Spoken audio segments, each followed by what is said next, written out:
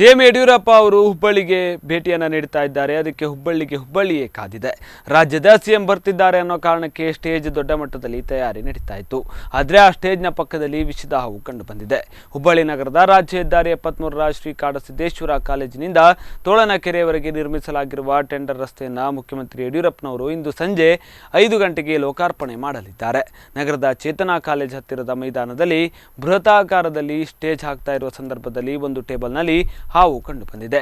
ಸ್ನೇಹಿತ ಸಂಗಮೇಶ್ ಅವರನ್ನು ಕರೆಯಿಸಿ ಆ ಹಾವನ್ನು ಹಿಡಿಸಿ ಕಾರ್ಯಕ್ರಮದ ಸಿದ್ಧತೆಯನ್ನು ಮುಂದುವರಿಸಿದ್ದಾರೆ.